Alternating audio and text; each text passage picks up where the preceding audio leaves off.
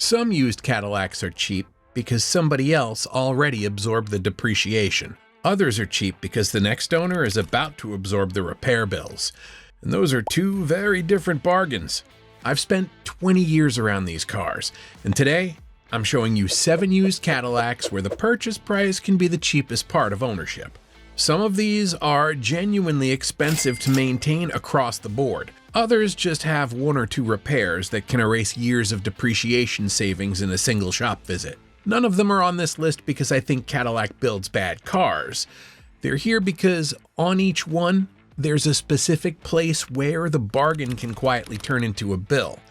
And the last one is facing a problem that's still unfolding right now. Let's start with the least obvious one. Number 7, the Cadillac XTS. I want to be upfront about this one because the data doesn't make it look scary. Repair Pal puts the annual maintenance cost of an XTS at $875, close to what you'd expect from any full-size luxury sedan its age. This isn't a money pit in the classic sense. The XTS usually doesn't destroy your wallet with one catastrophic failure.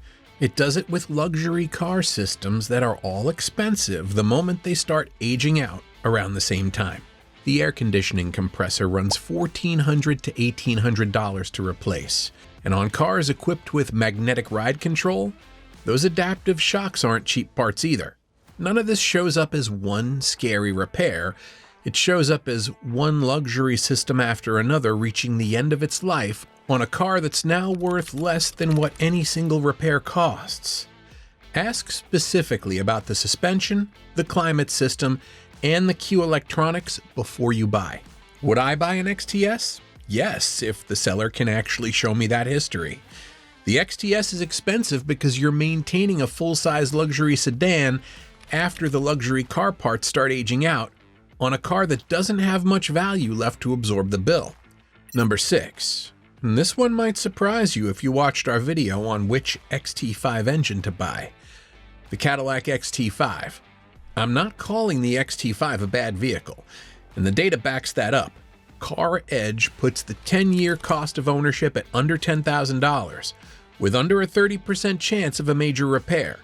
Numbers that are better than most vehicles in this segment. The XT5 is genuinely one of the cheaper Cadillacs to own on this entire list. So why is it here? Because the expensive XT5 is usually the one whose previous owner treated transmission service as optional. Cadillac's own owner's manual, confirmed specifically in the 2017 and 2018 XT5, calls for a transmission fluid service at 45,000 miles under severe use, running around $750 to $800. I've personally seen owners talked out of that service because the fluid is expensive and the car still shifted fine. One owner told me his own dealer suggested waiting until 100,000 miles to save money. It shifted fine right up until it didn't. And the difference between paying that $800 service on schedule and ignoring it isn't a bigger version of the same bill. It's the difference between an $800 service and a transmission repair that runs into the thousands. The XT5 isn't on this list because it costs too much to maintain on average. It's here because one skipped, unglamorous service is exactly how a genuinely good Cadillac turns into an expensive one. Ask for the transmission service record specifically before you buy, not the general maintenance history. Number 5. The 2016 through 2018 Cadillac CTS. Like the XT5, the CTS isn't an inherently expensive car to maintain. Repair Pal puts it close to what a normal midsize sedan costs annually. The risk here is specific, not general. These years came with the 8L45 and 8L90 transmissions, and GM issued a bulletin, 18NA355, covering a torque converter clutch shutter, a vibration during light throttle acceleration, roughly between 25 and 80 miles an hour. Most sellers will tell you that's the tires. A used CTS from these years often sells for around $12,000, and it doesn't take many 4-figure transmission repairs before that bargain disappears entirely. If you feel any vibration on a light throttle test drive in that speed range, don't accept tires as the answer. Ask specifically whether the fluid exchange under that bulletin was ever performed. Would I buy one? Only with proof that it was. Number 4. The 2026 through 2011 Cadillac DTS. Everyone who talks about this car brings up the old North Star head gasket reputation from the 90s. By the time the DTS arrived, Cadillac had already revised that design, and the catastrophic failures that defined the early North Star era were largely behind it. The story on this car isn't head gaskets, it's oil leaks, and specifically where they come from. Some of these leaks originate from the valley between the cylinder banks, which means the engine effectively has to come apart to reach them. A straightforward oil pan gasket runs around $1,400 to $2,000 in labor and parts. The deeper valley leaks run $3,500 to over $4,000. The leak itself isn't expensive. What's expensive is that Cadillac buried a relatively cheap part behind a lot of labor. And on a car that now sells for $6,000 to $10,000, a $4,000 leak repair is a serious percentage of what you paid for the entire vehicle. Ask when the last oil leak was addressed, and don't accept a fresh detail job as an answer to that question. The pattern you're probably noticing by now is that the expensive Cadillac usually isn't the unreliable one. It's the one where the buyer missed a specific warning sign before they signed anything. That's exactly why I put together a free Cadillac buyer red flag checklist. The suspension checks, the transmission behavior, the recalls to run before you hand over a deposit. Save it to your phone and use it during the inspection. It's completely free. First link in the description. Number 3. The 2010 through 2012 Cadillac SRX, second generation, with the 3.6 V6. On average, the SRX doesn't post scary maintenance numbers either. It's genuinely one of the more affordable Cadillacs to insure and maintain on paper. The risk with this one is specific to these years and this engine. The same 3.6 that carried timing chain concerns on the CTS from the same era.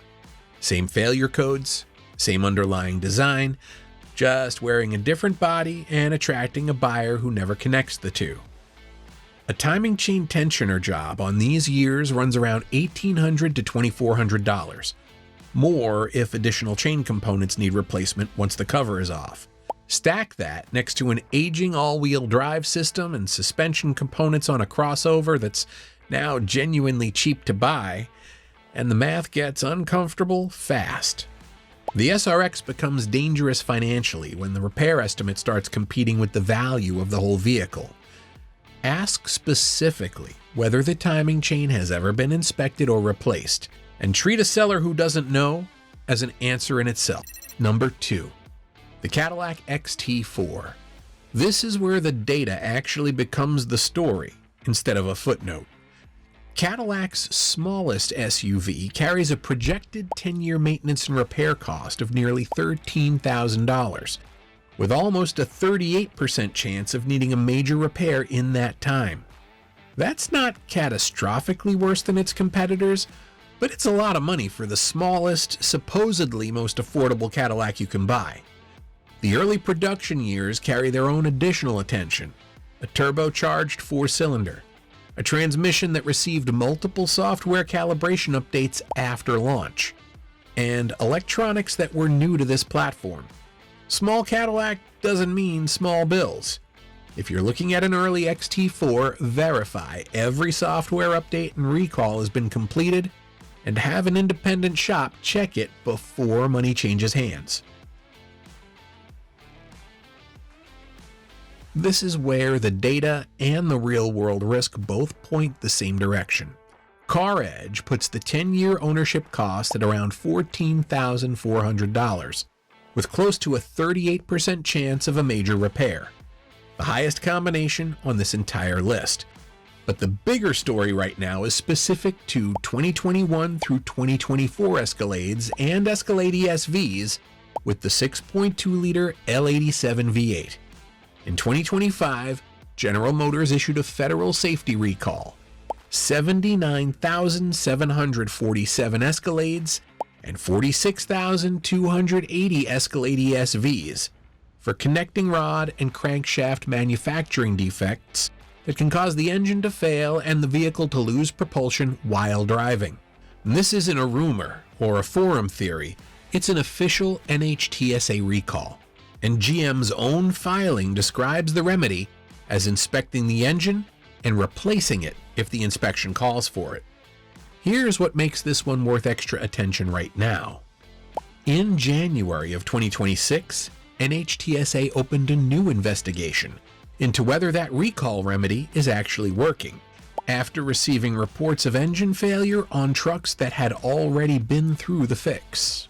If you're shopping a 2021 through 2024 Escalade, run the VIN through the NHTSA database and confirm not just that the recall was opened, but that it was actually completed, and ask specifically what remedy was performed. On the test drive, listen for knocking, ticking, or any unusual engine noise, and pay attention to hesitation or reduced power under acceleration. Those are the exact symptoms GM's own filing lists as warning signs. Would I buy one of these? Only with that recall completed and documented, not just opened. If you're spending $60,000 or $70,000 on a used Escalade, you should know exactly which engine you're buying and exactly what recall history comes with it. That's not being picky. That's protecting your money. The Escalade is the most expensive Cadillac on this list to maintain even before anything goes wrong. And on certain trucks right now, the risk of something going seriously wrong is written into a federal filing. Not a guess. Which of these 7 are you looking at right now? Drop the number in the comments and tell me the year and the mileage. I'll tell you exactly what to check before you sign anything.